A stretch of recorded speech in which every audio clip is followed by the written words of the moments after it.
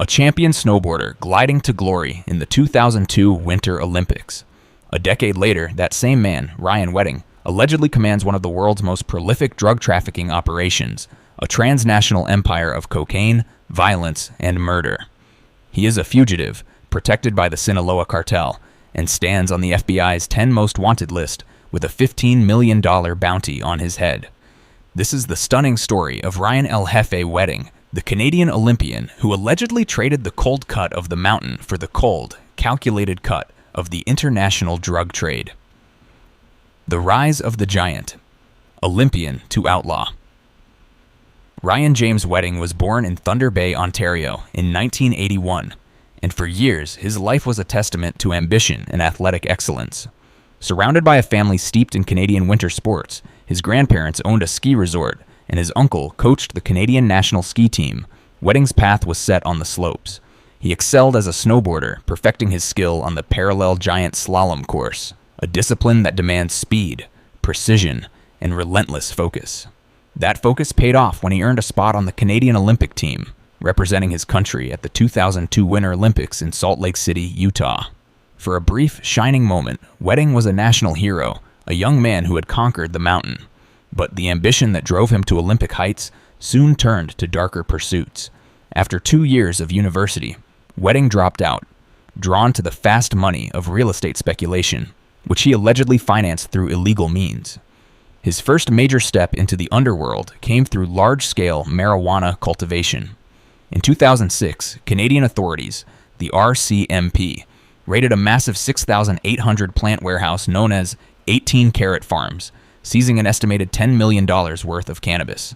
Wedding, however, was not present and avoided charges. This early brush with the law didn't discourage him. It appears to have only sharpened his resolve.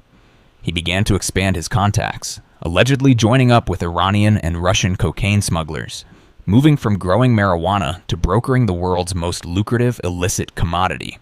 The official record of his fall began in 2008 when he was convicted of attempting to buy cocaine from a U.S. government agent in California.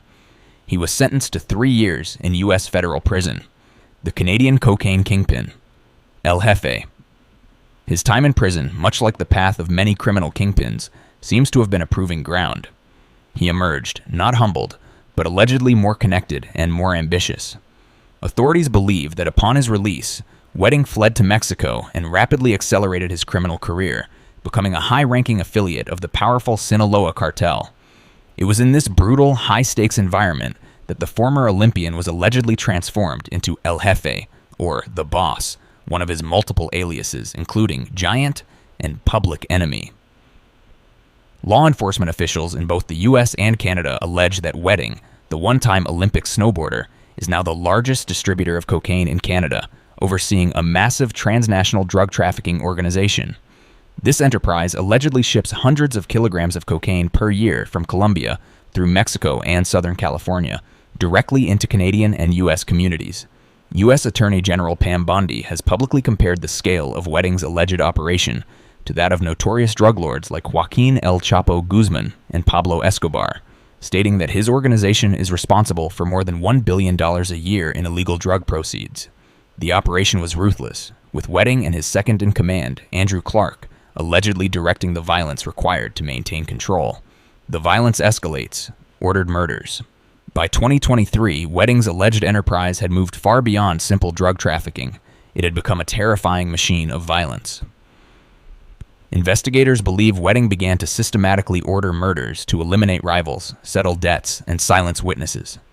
In November 2023, a married couple, Jagtar and Harbhajan Sidhu, were allegedly murdered in Caledon, Ontario, Canada. Officials now believe this was a calculated act of retaliation ordered by Wedding and Clark after a drug shipment was stolen. Tragically, police later stated the family was completely innocent and mistakenly targeted. The alleged violence intensified into 2024. In May 2024, Mohammed Zafar was allegedly killed over a drug debt. But the most shocking act of violence, one that propelled Wedding onto the global stage of fugitives, was the alleged murder of a federal witness in January 2025 in Medellin, Colombia. This witness was slated to testify against Wedding in a major 2024 federal narcotics case. To protect his freedom and avoid extradition from Mexico, Wedding allegedly placed a bounty on the witness's head. He then enlisted a crew of associates, including a hired hitman, a reggaeton musician, and, most stunningly, his own criminal barrister, Deepak Paradkar, to track down and kill the man. The witness was reportedly shot 5 times in the head in a restaurant. This act of brazen elimination, allegedly ordered from abroad, showcased the extreme lengths Wedding would go to maintain his freedom and his empire. The inevitable fall. A $15 million bounty. The pressure forced his enterprise to evolve, ironically using modern tech to evade old-world laws.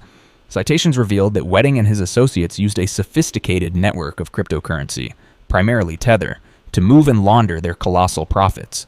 This reliance on crypto is why Wedding's case is a major part of the current crime trend. It highlights how drug cartels and transnational criminals are adopting digital currencies to conceal their wealth, turning complex blockchain transactions into the new money laundering hub. By March 2025, the gravity of Ryan Wedding's alleged crimes culminated in his placement on the FBI's 10 most wanted fugitives list, replacing another longtime fugitive, Alexis Flores. His addition to the list made headlines across North America and solidified his new identity in the public eye. Not a former Olympian, but a contemporary crime boss. The U.S. State Department initially offered a reward of $10 million for information leading to his arrest. However, following the murder of the federal witness and subsequent charges, the U.S. government took the extraordinary step of raising the reward in November 2025 to $15 million for his capture, with additional rewards for the assassins. This massive reward reflects the severity of the charges and the sheer danger he poses. Despite this relentless international pursuit, a joint effort known as Operation Giant Slalom, involving the FBI, DEA, RCMP, and others, Ryan Wedding remains a shadow king. He has been on the run since 2015, evading capture for over a decade. He is believed to be living in Mexico, protected by the Sinaloa Cartel, the very entity that gives him the muscle to command his empire. Law enforcement continues the relentless pursuit, using new allegations, sanctions against his financial assets, and the record-breaking bounty to pressure his network. 7 Canadians, including his lawyer, have been arrested as part of the massive investigation, proving that the net is closing on his criminal structure. But the former champion snowboarder, known for his ability to expertly navigate a risky course, has proven to be an equally adept and ruthless fugitive.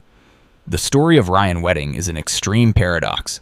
An athlete who achieved the peak of international sport and then allegedly plunged himself into the deepest recesses of transnational organized crime. He went from the crisp, pure air of the mountains to running an enterprise described as one of the world's most violent, fueled by tons of cocaine and stained by the blood of murder victims, some of whom were entirely innocent. He leveraged the same qualities that made him an Olympian: ambition, focus, and a terrifying ability to take a calculated risk, to become El Jefe, a figure now compared to the legends of drug trafficking. The record reward, his addition to the FBI's most wanted, and the extensive charges against him prove that this is no ordinary criminal. He is a man who allegedly built a massive murderous empire in the shadow of his former glory. His fall, when it inevitably comes, will not be a silent descent, but a major victory for international law enforcement. Until then, the former Canadian Olympian remains the world's most wanted fugitive, a chilling reminder of how far a person can fall from the highest peaks. If you want to know more about the co-conspirators in Wedding's organization, or the current state of the massive international manhunt, please let me know in the comments. And if you found this story informative, please like this video, share it with others, and subscribe to the channel for more true crime stories. Don't forget to hit the notification bell. Thank you for watching.